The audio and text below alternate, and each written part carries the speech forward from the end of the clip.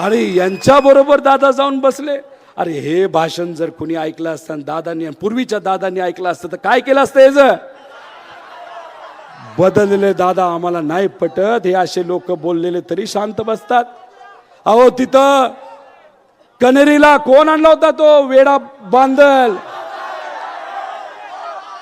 काय स्टेजवर बोलला तो? पवार साहेबांच्या चेहऱ्याबद्दल तुम्ही बोलता, पवार साहेबांच्या विविध गोष्टींबद्दल तुम्ही बोलता. जुने दादा तिथं असते तर कान फाडला असता त्या बांदलाला. अहो 3, 3.5, 4 वर्ष नको त्या कारणासाठी जेलमध्ये जाऊन बसला होता. पण नवीन दादा, बदललेले दादा तिथं बसून काय करत होते? खाली डोकं घालून हसत होते दादा. हे पटतात का तुम्हाला?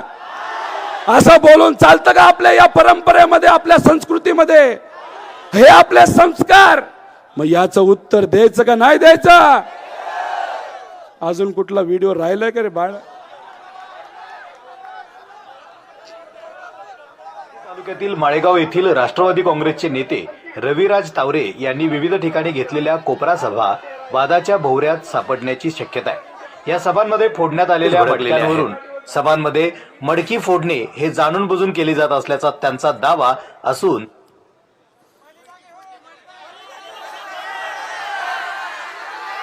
मलिदा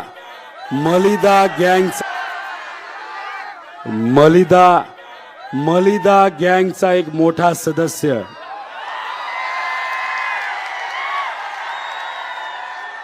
काय केलं?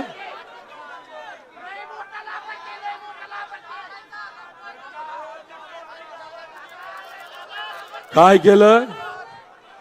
केलं तर मटका फोडला. मटका कधी फोडला जातो?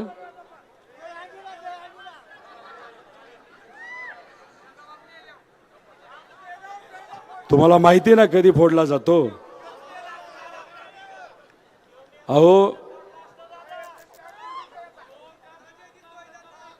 जेव्हा पक्ष फुटला, मी आणि काही कार्यकर्ते पदाधिकारी साहेबांबरोबर बसलो होतो.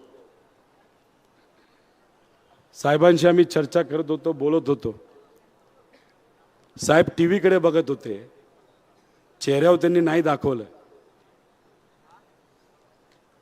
टीव्हीकडे बघत बघत आम्ही काही प्रश्न केले, त्यांनी त्याचं उत्तर दिले. आणि बाहेर जाण्यापूर्वी त्यांनी आम्हाला सांगितलं, तुम्ही अजिबात काळजी करू नका. हा जो आपला स्वाभिमानी महाराष्ट्र आहे ना, तो आपल्याला घडवायचा आहे. आणि तो घडवत असताना, नाही तर घडवण्यासाठी आपल्याला नवीन पिढी तयार करायची, नवीन पिढीला ताकद द्यायची आहे. आणि जोपर्यंत नवी पिढी ही ती जबाबदारी घेत नाही, नाही तर जबाबदारी घेण्याच्या लेवलची होत नाही, तोपर्यंत मी माझे डोळे मिटणार नाही, असे पवार साहेबांचे शब्द होते.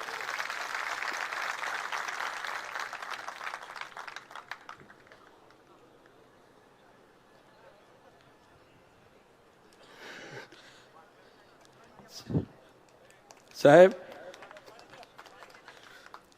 मी तुम्हाला विनंती करतो, काय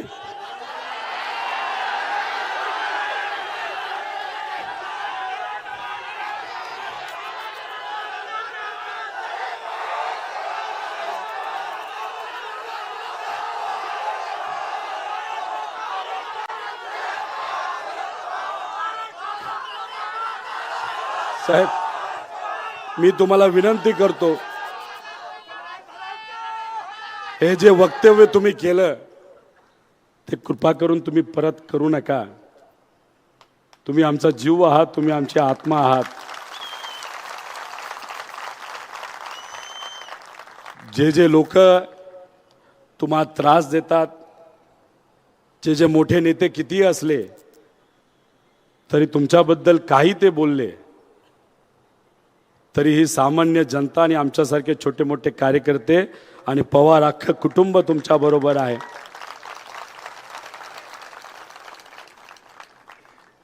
स्वार्थासाठी नाही साहेब आम्ही लढत. कदाचित मला सुद्धा मंत्रिपदाची संधी मिळू शकली असते. माझ्या आजोबाली माझ्या वडिलांनी जी कंपनी मोठी केली कष्टातून, कुठलीही चूक नसताना सुद्धा त्या कंपनीवर कारवाई केली गेली. आणि मला माहित होतं मी जर सत्तेत गेलो असतो तर कारवाई झाली नसती. देशमुख साहेब इथं आहेत, अनेक असे नेते ज्यांना अडचणीत आणण्याचा प्रयत्न केला. साहेब आम्ही सत्तेसाठी तुमच्या बरोबर नाही साहेब, आम्ही सर्वजण विचारासाठी तुमच्या बरोबर आहोत.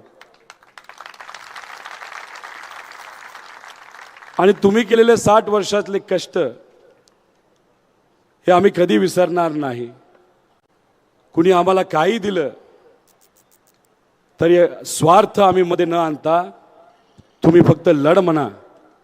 आम्ही सर्वजण आणि इथं असणारे प्रत्येक व्यक्ती आणि महाराष्ट्राचा स्वाभिमानी सर्व नागरिक तुमच्या शब्दावर लढायला तयार आहे. म्हणूनच या महाराष्ट्रामध्ये तुमच्या सगळ्यांच्या प्रयत्नातून आपल्या विचाराचं सरकार येणारच आहे. पण 2024ला या महाराष्ट्रामध्ये साहेब तुमच्या मार्गदर्शनाखाली 100% महाविकास आघाडीचं सरकार येणार म्हणजे येणार. आणि ही जनता कितीही त्यांनी शिव्या खाल्ल्या, कितीही दबाव त्यांच्यावर टाकला गेला, आम्ही पाणी आणणार नाही, पाणी सोडणार नाही, तुम्ही आम्हाला मतदान नाही केलं तर तुमच्यासाठी पाण्याची योजना आणणार नाही. साहेब जे कुठले शब्द आपण सर्वांनी इथं या लोकांना दिलेले आहेत, सुप्रियाताईंनी दिलेले आहेत, महाविकास आघाडी सरकार आल्यानंतर ते 100% पूर्ण आपण करणार म्हणजे करणार. साहेब हे नेते काय म्हणतात ताईंना, आखी राजकीय यंत्रणा घेऊन गेल्यानंतर ताई एकटी पडली. रक्ताचं नातं असणारा भाऊ काही कारणास्तव नाही तर त्यांचं साम्राज्य टिकवण्यासाठी त्याच्यावर ज्या काही कारवाई ज्या साम्राज्यावर झाल्यात त्याच्यासाठी म्हणजे स्वार्थापोटी ते पलीकडे गेले असले तर इतर रक्ताचे नाती असणारे भाऊ आणि त्यांचं अख्खं कुटुंब ताईंबरोबर आहे. आणि सगळ्यात महत्वाचं रक्तापेक्षा हे जे सर्व पुढे बसणारे प्रेमाचे भाऊ आणि बहीण सुप्रियाताईंबरोबर आणि तुमच्या बरोबर आहे. त्यामुळे तुम्ही त्या बाबतीत निश्चिंत राहा असं माझ्यासारख्या कार्यकर्त्याला त्या ठिकाणी वाटतं. अहो साहेब हे एक वटवृक्ष आहेत आणि तुम्हा आपल्या सगळ्यांना माहिती आहे वटवृक्षाला पारंब्या असतात आणि शेकडो पारंब्या असतात. आणि कधी कधी पारंब्याला सुद्धा असं वाटतं अरे पूर्ण झाड हे आपल्यावर अवलंबून आहे. त्यामुळे 1-2 पारंब्या तरी कुणी तोडल्या नाही तर बाजूला घेऊन गेले तरी वडाच्या झाडाला काही होत नसतं. आणि आपल्या सगळ्यांचं वडाचं झाड म्हणजे आदरणीय पवार साहेब आहेत. जाता जाता मी फक्त आपल्या सर्वांना एवढंच सांगेल, हे आत्ताचे नेते फक्त तुम्हाला आश्वासन देत आहेत. ड्राय भागातलं पाणी असेल नाही तर इतरही तुमच्या सगळ्यांचे जे कुठले विषय असतील, आणि इंदापूर असू द्या, बारामती असू नाही तर दुसरा कुठलाही तालुका असू दे, MIDC असू दे नाही तर कुठलाही विकासाचा प्रश्न असू द्या, पवार साहेब आहेत, ताई आहेत आणि हे सर्व नेते तुमच्या बरोबर आहेत. आणि मी पळणारा व्यक्ती नाही, पळणारा असतो तर कधीच निघून गेलो असतो. आणि मी राजकारणात फक्त भाषण करण्यासाठी आणि गोट्या खेळण्यासाठी आलेलो नाही.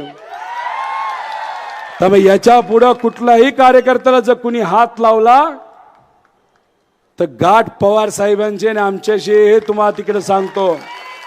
आणि येणारं प्रत्येक इलेक्शन ज्याच्यामध्ये तुम्हा सर्वांना संधी देण्याची तिथं आम्हाला संधी मिळेल तेव्हा प्रत्येक इलेक्शन मध्ये ते जिल्हा परिषद असो, पंचायत समिती असो, बँक असो नाही तर कारखाना असो, तुमच्या पाठीमागे पवार साहेब, ताई आणि आम्ही सर्वजण असो असा शब्द या ठिकाणी देतो. आणि हा देत असताना कुणी कितीही पलीकडनं भावनिक केलं तर विचार हे आपल्या सर्वांसाठी महत्त्वाचे आहेत. जेव्हा मी निर्णय घेतला पवार साहेबांबरोबर जाण्याचा, सगळ्यात जास्त जल्लोष जर माझ्या कुटुंबामध्ये कुणी केला असेल तर 6 वर्षाच्या मुलाली आणि 10 वर्षाच्या मुलीली केला. आल्या आल्या घरी आल्या गेल्या त्यांनी मला विचारलं, डॅडा तू कोणाबरोबर आहेस? आजोबा बरोबर आहेस का काका बरोबर आहे? मला 2 मिनिटं कळलं नाही की मी ह्याचं उत्तर काय देऊ आणि या कमी वयामध्ये यांना हा प्रश्न का पडला. मी त्यांना सांगितलं, नाही मी आजोबा बरोबर आहे. त्यांनी मला कडकडून मिठी मारली. त्यांनी मला सांगितलं, डाडा तुझा अभिमान आहे. 6 वर्षाच्या मुलाला आणि 10 वर्षाच्या मुलीला जे कळतं ते 65 वर्षाच्या व्यक्तीला का नाही कळत हे मला नाही सांगता येणार. त्याच्या पुढे जाऊन माझ्या मुला मुलींनी काय सांगितलं, तू जर या वयामध्ये आजोबाला जर सोडलं असतं तर उद्या गेल्यानंतर, उद्या जाऊन 15 वर्षानंतर आम्ही सुद्धा तुला कदाचित घराबाहेर काढलं असतं. त्यामुळे मी तुम्हा सर्वांना सांगतो, आपण ज्या पद्धतीने वागतो, घरी ज्या पद्धतीने आपण चर्चा करत असतो, जो निर्णय तुम्ही सर्वजण या लोकसभेमध्ये घेणार आहात म्हणजे पवार साहेबांच्या पाठीमागे उभा राहण्याचा, हे फक्त आपल्या आधीच्या पिढीसाठी, आपल्या पिढीसाठी महत्त्वाचा नसतो, ती लहान मुलं जी असतात त्यांच्यासाठी सुद्धा महत्त्वाचा असतो. आणि हे लहान पुढच्या पिढीला आणि लहान मुला मुलींना आपल्याला दाखवून द्यायचंय की विचार महत्त्वाचे असतात आणि नाती महत्त्वाचे असतात. म्हणून हे लोकसभा इलेक्शन महत्त्वाचं आहे. म्हणून सुप्रियाताईंना आपल्याला जास्तीत जास्त मताने तिथं निवडून द्यायचंय. देणार का नाही देणार? कितीही दबाव आणला तरी लढणार का नाही लढणार? एवढा कमी आवाज चालणार नाही. हात वर करून सांगा, आपण सर्वजण लढायला तयार आहोत का नाही? कुणी किती काय केलं, किती आवाज दाबण्याचा प्रयत्न केला, या मगाच्या व्हिडिओ सारख्या मलिदा गँगली काही नाटक केलं, किती दम दिला, त्याला उत्तर लोकसभेतून सुप्रियाताईंना जास्तीत जास्त लीड देऊन करणार का नाही करणार? बारामतीकरांना मला फक्त एकच सांगायचंय, सगळ्या तालुक्यामध्ये स्पर्धा लागली, तिथे असणारी स्वाभिमानी जनता 1 नंबर लीड सुप्रियाताईंना द्यायला तयार आहे. इंदापूर तयार आहे, पुरंदर तयार आहे, दौंड तयार आहे, तिथं बोर आणि सर्व इतर तालुके तो मतदारसंघ तयार आहे, खडकवासला तयार आहे. पण आजपर्यंत जे कुठलं इलेक्शन झालेलं आहे त्याच्यामध्ये बारामतीकर आणि बारामतीमध्ये असणारे स्वाभिमानी जनतेने साहेबांना, दादांना, सुप्रियाताईंना पुरोगामी विचाराला, जेव्हा दादा आपल्याबरोबर होते तेव्हा पुरोगामी विचाराबरोबर होते, ह्या सगळ्यांना या लोकसभा मतदारसंघातून सर्वात जास्त लीड कोणी दिली? मग बारामतीकर, आपल्या खांद्यावर मोठी जबाबदारी आहे का नाही? नक्की का? एकदा हात वर करून सांगा. सुप्रियाताईंना जेवढी लीड गेल्या वेळेस दिली होती 1,20,000ची या तालुक्यातून, त्याच्यापेक्षा जास्त लीड आम्ही सर्वजण इथून देणार. सांगा एकदा, नक्की का? सुप्रियाताईंना 2019ला कोणाच्या विरोधात तुम्ही लीड दिले होते? भाजपच्या विरोधात. अजितदादांना विधानसभेमध्ये तुम्ही कोणाच्या विरोधात लीड दिली होती? 1,65,000चे. मग तुम्ही सर्वांनी अजितदादांना, सुप्रियाताईंना भाजपच्या विरोधात जर लीड दिली होती तर सुप्रियाताई आणि पवार साहेब भाजप बरोबर गेलेत का? मग दादांनी निर्णय जो घेतलाय तो स्वहितासाठी आणि स्वतःचं साम्राज्य टिकवण्यासाठी